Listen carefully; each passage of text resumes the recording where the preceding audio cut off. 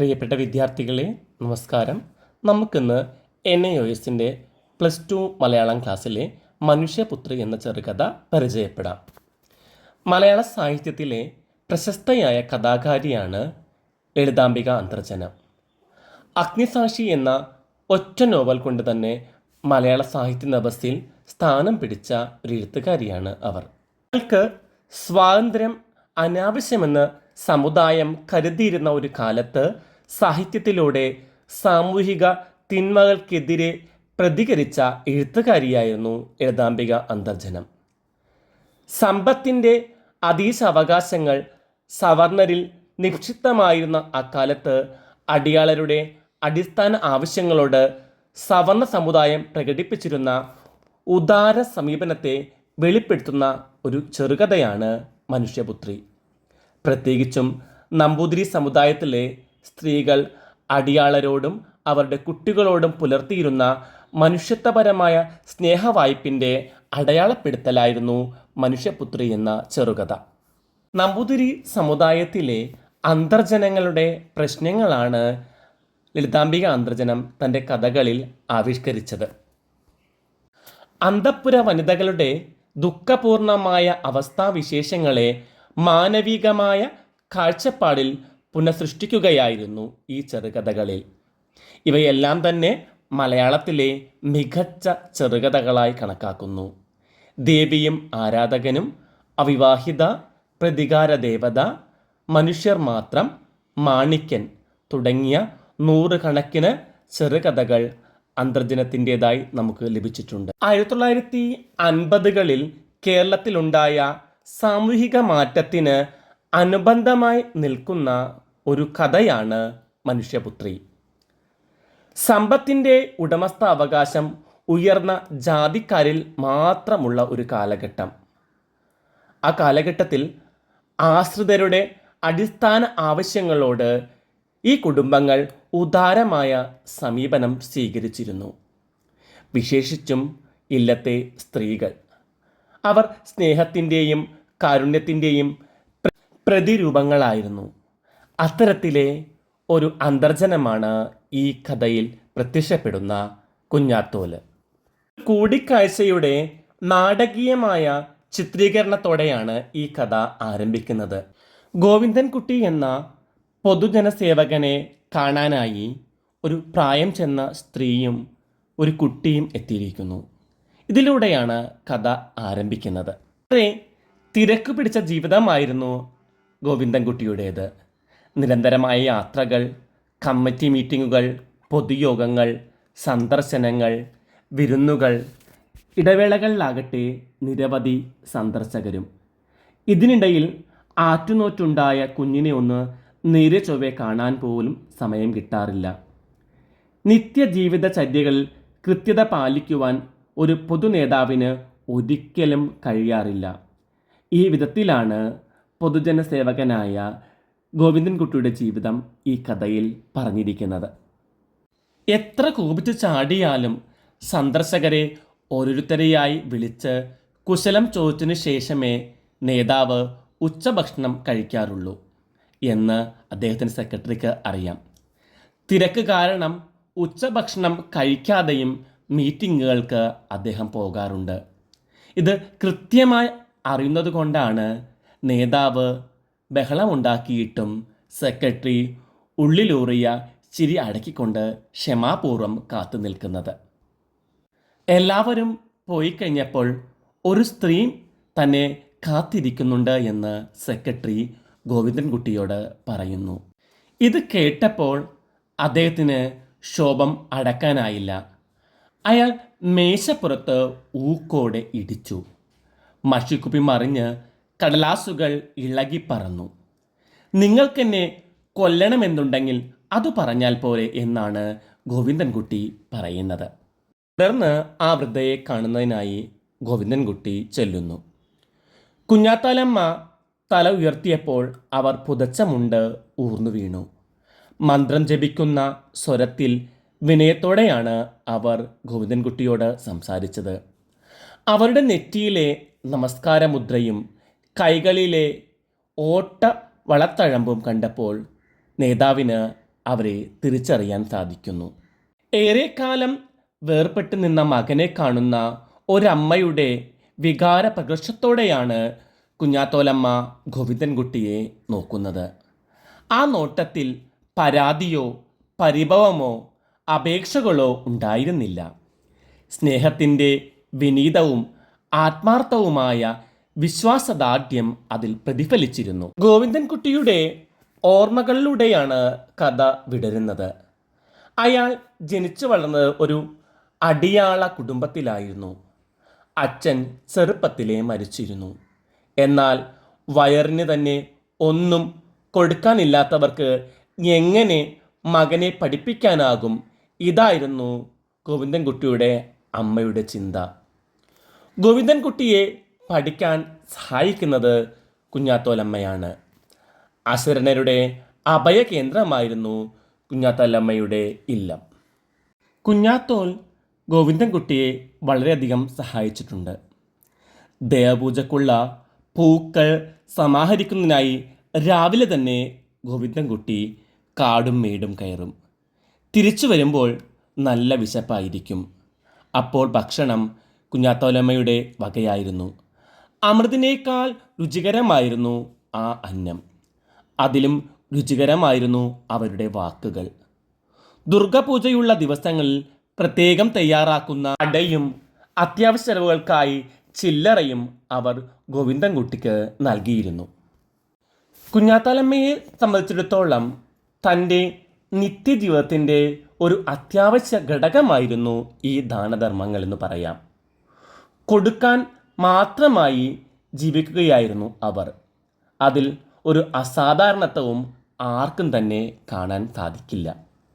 മത്തായിക്കും മമ്മദിനും ചാത്തൻപുലയിനുമൊക്കെ ഇതുതന്നെയായിരുന്നു അവരെക്കുറിച്ചുള്ള വിലയിരുത്തൽ. ആ ദേശത്ത് ആരും അത്താഴപ്പട്ടിണി കിടക്കരുതെന്ന് കുഞ്ഞാത്തോലമ്മയ്ക്ക് നിർബന്ധമുണ്ടായിരുന്നു. ഇല്ലം പൊതു നെല്ലറയും പൊതു ഭക്ഷണശാലയുമായിട്ടാണ് ആ നാട്ടിലെ ജനങ്ങൾ കരുതിയിരുന്നത്. അവിടുത്തെ ദാനധർമ്മങ്ങൾ അവകാശമായിട്ടാണ് പൊതുവെ കരുതപ്പെട്ടതും. 10ാം തരം കഴിഞ്ഞ് നാട് വിടുമ്പോൾ കുഞ്ഞാത്തോലമ്മയോട് ഒരു വാക്ക് പോലും പറയാതെയാണ് ഗോവിന്ദൻകുട്ടി പോകുന്നത്. അത് ഈ അവകാശബോധം കാരണമായിരിക്കാം. ഒരിക്കൽ ഒരു സ്വീകരണ യോഗത്തിൽ പോകുമ്പോൾ അവിചാരിതമായി ഗോവിന്ദൻകുട്ടി പഴയ മന നിന്നിരുന്ന സ്ഥലം കാണുന്നു. കൂറ്റൻ 16 കെട്ട് നിന്നിരുന്ന ആ ഭാഗം മുഴുവൻ വെളുത്ത് പാഴ്ചെടികൾ വളർന്നു നിൽക്കുന്നു. അമ്പലക്കുളം ഇടിഞ്ഞ് പോയിരിക്കുന്നു. പടിപ്പുര മാളികയുടെ മുഖപ്പു മൂക്കുകുത്തി വീഴാറായിരിക്കുന്നു. കൊടുത്താണ് ആ ഇല്ലം നശിച്ചു പോയതെന്ന് സഹയാത്രികർ ഗോവിന്ദൻകുട്ടിയോട് പറഞ്ഞു. ഒരിക്കൽ ലക്ഷ്മി കുഞ്ഞാത്തോലിനോട് ചോദിക്കുന്നു, അടിയങ്ങൾ പട്ടിണി കിടക്കുന്നത് ഇല്ലായ്മ കൊണ്ടാണ്, തിരുമനസ്സുകൊണ്ടോ? അപ്പോൾ കുഞ്ഞാത്തോലൻ പറയുന്ന മറുപടി ഇങ്ങനെയാണ്: അത് ഇല്ലാണ്ടാവാതിരിക്കാനാ, ഇല്ലാത്തവരുടെ ദുരിതം അറിയാനാ. ദാരിദ്ര്യം ഒരു കഷ്ടം തന്നെയാണേ. അതായത് ഇല്ലാത്തവരുടെ ദുരിതം അറിയാനും ഒരിക്കലും ദാരിദ്ര്യം വരാതിരിക്കാനും വേണ്ടിയായിരുന്നു അവർ ഉപവാസം അനുഷ്ഠിച്ചിരുന്നത്. ദാരിദ്ര്യം എന്ന അവസ്ഥ ദുരിതമായിട്ടാണ് അവർ കാണുന്നത്. കുട്ടികൾ വിശന്ന് കരയുമ്പോൾ ഒന്നും കൊടുക്കാനില്ലാത്ത അവസ്ഥ അവർ അതിനെ ഭയപ്പെട്ടിരുന്നു. ഈ സ്ഥിതി ആർക്കും വരുത്തരുതേ എന്ന് അവർ ഭഗവാനോട് പ്രാർത്ഥിച്ചിരുന്നു. വളരെ ശ്രദ്ധിക്കേണ്ടതാണ്, പരീക്ഷയ്ക്ക് ചോദിക്കാറുള്ള ഒരു ഭാഗം കൂടിയാണ് കേട്ടോ. അപ്പം ഇല്ലാത്തവരുടെ ദുരിതം അറിയാനും ഒരിക്കലും ദാരിദ്ര്യം ഉണ്ടാകാതിരിക്കാനും വേണ്ടിയാണ് അവർ നോമ്പ് അനുഷ്ഠിച്ചിരുന്നത്. ദാരിദ്ര്യം എന്ന അവസ്ഥ ദുരിതമായിട്ടാണ് അവർ കണ്ടിരുന്നത്. കുട്ടികൾ വിശന്ന് കരയുമ്പോൾ ഒന്നും കൊടുക്കാനില്ലാത്ത അവസ്ഥയെ അവർ ഭയപ്പെട്ടിരുന്നു. ഒരാൾക്കും ഇത്തരത്തിലുള്ളൊരു അവസ്ഥ ഉണ്ടാകരുതേ എന്നാണ് അവർ ഭഗവാനോട് പ്രാർത്ഥിക്കുന്നത്. തങ്ങൾക്കുള്ളതെല്ലാം പാവങ്ങൾക്ക് ദാനം ചെയ്ത കുഞ്ഞാത്തോലമ്മ തൻ്റെ ചെറുമകന് ഉച്ചക്കഞ്ഞിക്കായിട്ടാണ് താൻ വളർത്തി വലുതാക്കിയ ഗോവിന്ദൻകുട്ടിയുടെ മുമ്പിൽ ഇപ്പോൾ എത്തിയിരിക്കുന്നത്.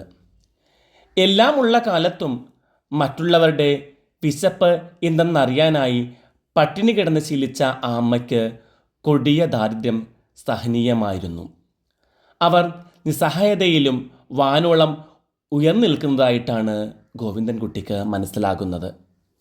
ജന്മിത്തം തകരുകയും ഇല്ലങ്ങൾ ദാരിദ്ര്യാവസ്ഥയിലേക്ക് മാറുകയും ചെയ്തു. ആചാരങ്ങളും അനുഷ്ഠാനങ്ങളും പാലിച്ച് സാമ്പത്തികമായിട്ടായി ഇല്ലങ്ങൾ തകർന്നു പോകുന്നത് കൊടുത്തു മുടിഞ്ഞു എന്ന് പറയാൻ വേണമെങ്കിൽ. ഒടുവിൽ തൻ്റെ മകൻ്റെ കുടുംബവുമൊത്ത് ആ കുഞ്ഞാത്താലമ്മ ദേശവഴിയിലെ ഒരു ചെറിയ വീട്ടിലേക്ക് താമസം മാറ്റുന്നു. അതും ഒരു പഴയ കുടിയാൻ്റെ കാരുണ്യം കൊണ്ട് മാത്രം. പലതവണ അവർ ഗോവിന്ദൻകുട്ടിയെ കാണാൻ ആഗ്രഹിക്കുന്നുണ്ട്, എന്നാൽ നടക്കുന്നില്ല. അവർ ഇപ്പോൾ വലിയ ദാരിദ്ര്യത്തിലാണ്. മകൻ കിടപ്പിലായിട്ട് 7 വർഷം കഴിഞ്ഞിരിക്കുന്നു. മകളാകട്ടെ അവിവാഹിതയും. എന്നിട്ടും അവർ തകർന്നില്ല. പേരക്കുട്ടിയെ സ്കൂളിൽ ചേർത്ത് കൊടുക്കുക എന്നൊരാവശ്യവുമായിട്ടാണ് ഗോവിന്ദൻകുട്ടിയെ കാണാൻ ഇപ്പോൾ അവർ വന്നിരിക്കുന്നത്. അവിടെ ഒരു കാര്യം എടുത്തു പറയുന്നുണ്ട്. ഒന്നുമില്ലെങ്കിൽ ഈ ഉണ്ണിയെ സ്കൂളിൽ ചേർത്ത് തരിക, ഉച്ചക്കഞ്ഞിയെങ്കിലും കിട്ടൂലേ? ഭഗവാനെ, ഗുരുവായൂരപ്പ രക്ഷിക്കണേ. ആ വാക്ക് ഒന്ന് ശ്രദ്ധിക്കുക. ഉച്ചക്കഞ്ഞിയെങ്കിലും കിട്ടൂലേ? എത്രയോ ആളുകളുടെ മാറ്റിക്കൊടുത്ത ആ അമ്മയാണ് പറയുന്നത് തൻ്റെ മകൻ്റെ മകന് ഉച്ചക്കഞ്ഞിയെങ്കിലും കിട്ടൂലേ എന്ന്. ഈ വാക്കുകൾ ഗോവിന്ദൻകുട്ടിക്ക് ഒരിക്കലും സഹിക്കാൻ കഴിയുന്ന ഒന്നായിരുന്നില്ല. അവരുടെ തകർച്ചയ്ക്ക് താനും ഒരു കാരണക്കാരനാണെന്ന് ഗോവിന്ദൻകുട്ടി കരുതുന്നു. തൻ്റെ കൂടി നേതൃത്വത്തിൽ നടന്ന അധസ്ഥിതർക്ക് വേണ്ടിയുള്ള സമരത്തിൻ്റെ ഫലമായിട്ടാണ് കൃഷിക്കാർ പാട്ടം കൊടുക്കാതായത്. എന്നിട്ടും ആ അമ്മ തന്നെ അനുഗ്രഹിക്കുകയാണ് എന്ന് ഗോവിന്ദൻകുട്ടി മനസ്സിലാക്കുന്നു. തനിക്കൊരമ്മയായി നിൽക്കണേ എന്നാണ് അയാളുടെ അഭ്യർത്ഥന. അമ്മയുടെ സാന്നിധ്യത്തിൽ അയാൾ ജീവിതത്തിലേക്ക് തിരിച്ചു വരികയാണ്. തനിക്ക് ഒഴിവാക്കാൻ കഴിയാത്ത ചില കർത്തവ്യങ്ങൾ ഉള്ളതുകൊണ്ട് പൊതുയോഗത്തിൽ പങ്കെടുക്കാൻ കഴിയില്ല എന്ന് അറിയിക്കുന്നതോടെയാണ് കഥ അവസാനിക്കുന്നത്. സമൂഹത്തിൻ്റെ 2 തട്ടിലുള്ള കുടുംബങ്ങളുടെ കഥയാണ് മനുഷ്യപുത്രി. കാലം ഇവരെ ജീവിത സൗകര്യങ്ങളെ മറിച്ചിടുന്നു. എന്നിട്ടും മാതൃസ്നേഹത്തിൻ്റെ അനിർവചനീയമായ ആനന്ദത്തിന് യാതൊരു ഉടവും സംഭവിക്കുന്നില്ല. മാതൃസ്നേഹം കൂടുതൽ തിളക്കത്തോടെ കഥയിൽ ഉടനീളം പ്രകാശിക്കുന്നുണ്ട്. കഥയുടെ അവസാനത്തിൽ താനൊരു പാപിയാണെന്ന് ഗോവിന്ദൻകുട്ടി ചിന്തിക്കുന്നുണ്ട്. ഉണ്ണാനില്ലാത്തവർക്ക് വേണ്ടിയുള്ള സമരത്തിനിടയിൽ ചോറ് വിളമ്പിത്തന്ന കൈകൾ വിസ്മരിക്കപ്പെട്ടു. ഈ കുറ്റബോധമാണ് താൻ പാപിയാണ് എന്ന ചിന്ത ഉണ്ടാകുന്നതിന് കാരണമാകുന്നത്. കുഞ്ഞാത്തോലമ്മയെ ഗോവിന്ദൻകുട്ടി അന്നപൂർണേശ്വരിയായിട്ടാണ് കാണുന്നത്. ദാനധർമ്മങ്ങൾ ജീവിതചര്യയായി സ്വീകരിച്ച ഒരു മഹതിയായിരുന്നു കുഞ്ഞാത്താലമ്മ. പൊതുപ്രവർത്തനത്തിൻ്റെ തിരക്കിനിടയിൽ ഗോവിന്ദൻകുട്ടി സ്വന്തം ജീവിതം തന്നെ മറന്നിരുന്നു. പിന്നിട്ട വഴികളും തന്നെ താനാക്കിയ വ്യക്തികളെയും അയാൾ മറന്നുപോകുന്നു. പൊതുപ്രവർത്തനത്തിനിടയിൽ ചോറ് വിളമ്പിത്തന്ന കൈകൾ അയാൾ മറന്നുപോയി. ഇന്ന് ആ കൈകൾ ചെറുമകന് ഉച്ചക്കഞ്ഞിക്കായി തൻ്റെ മുന്നിൽ നീട്ടുന്നത് കണ്ടപ്പോൾ അയാൾ പൊതുപ്രവർത്തനത്തിൻ്റെ തിരക്കൊക്കെ മറന്നു. നഷ്ടപ്പെട്ട ജീവിതം ആ അമ്മയിലൂടെ അയാൾ തിരിച്ചു പിടിക്കുകയാണ്. നമുക്ക് ഈ പാഠഭാഗം ഇവിടെ അവസാനിപ്പിക്കാം. മറ്റൊരു പാഠഭാഗവുമായി ഉടൻ തന്നെ കാണും വരെ എല്ലാവർക്കും നന്ദി, നമസ്കാരം. ക്ലാസ് ഇഷ്ടമായെങ്കിൽ ലൈക്ക് ചെയ്യണം, കമൻറ്റ് ചെയ്യുകയും വേണം. എല്ലാവർക്കും ഒരിക്കൽ കൂടി നന്ദി പറഞ്ഞുകൊണ്ട് നിർത്തുന്നു.